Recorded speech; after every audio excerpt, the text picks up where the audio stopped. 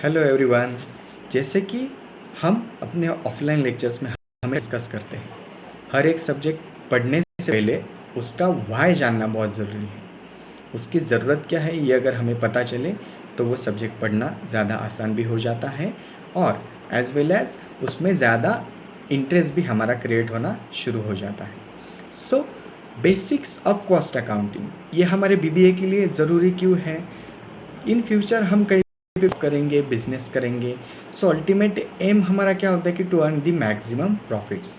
तो प्रॉफिट करने से पहले कोई भी चीज़ अगर हमें मैन्युफैक्चर करनी है तो उसके लिए कितना खर्चा आता है, कितनी कॉस्ट आती है, वो कॉस्ट निकालने के लिए, वो चीज़ें समझिए हमें कॉस्ट अकाउंटिंग करना बहुत ज़रूरी होता है।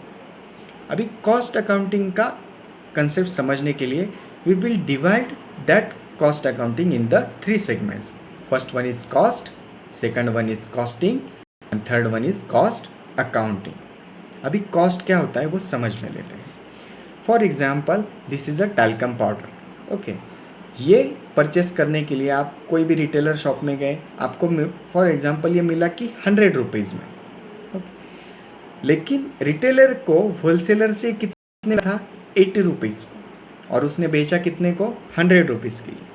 तो 80 रुपये में उसे मिला और 100 रुपये में उसने आपको बेचा।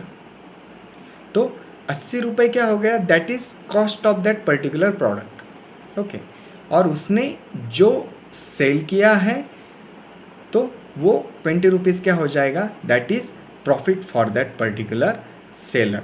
आपके लिए इसकी कॉस्ट होगी 100 रुपीज़ और वो पर्टिकुलर जो आप सेलर होगा उसके लिए ये 80 रुपीज़ होगी। That is considered as the cost. अभी कॉस्टिंग क्या होता है उसे समझ में लेते हैं। कॉस्टिंग यानी कि उससे 80 रुपये में मिला है तो वो 80 रुपीज़ में कौन कौन से एक्सपेंसेस इनकर्ड हुए, कौन कौन सी चीज़ें इनकर्ड हुई, या ट्रांसपोर्टेशन वगैरह कुछ छोटी मोटी चीज़ें, दैट इज़ कॉस्टिंग। उसका एक एस्टिमेट निकालना, that will be considered as the costing. और कॉस्ट अकाउंटिंग क्या होता है कि systematic representation of that statement. For example company की मैनेजमेंट हो गई, कंपनी को खुद को अपने एस्टिमेट निकालने पड़ते हैं कि कोई भी हम प्रोडक्ट बना रहे हैं तो उसके लिए हमारा खर्चा कितना आता है, कितनी हम वेजेस पे करते हैं, लेबर चार्जेस कितना लगता है, ये सभी का सिस्टमैटिक रिप्रेजेंटेशन करना बहुत ज़रूरी होता है for the purpose of the accounting. Accounting के लिए भी, कॉस्टिंग के लिए भी, ये सभी चीज़ों के लिए बहुत ज़रूरी होता है। इससे एक एस्टिमेट निकलता है कि हम प्रोडक्ट कितने में सेल कर सकते हैं, कितना प्रॉफिट अर्न कर सकते हैं, कहाँ पे हमारा खर्चे ज़्यादा हो रहे हैं, कहाँ पर हम कम कर सकते हैं। तो ये सभी चीज़ें हमें कहाँ पर मिलती है?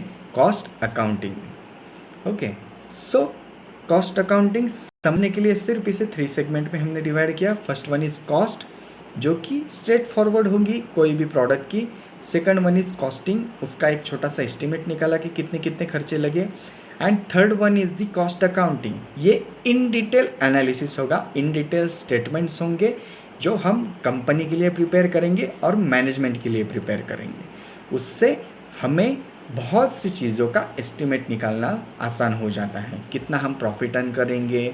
और ये सभी के लिए ऑल्सो फॉर दी जो हम कहीं कंपनी में क्रेडिट देते हैं या ऑल्सो जो हमारे कंपनी में इन्वेस्ट करते हैं उनको भी ये चीज़ें बहुत ज़रूरी होती हैं, क्योंकि उन्हें डायरेक्टली समझ में आ जाता है कि आपकी कंपनी एक प्रोडक्ट कितने में मैन्युफैक्चर कर रही है और सेल कितने में कर रही है। In future it will be in profit और वो लॉस में जा रहे हैं या प्रॉफिट में होंगे, ये सभी चीज़ें वहाँ पर हमें समझ में आएंगी। ओके, आज के लिए इतना ही। Okay, thank you so much.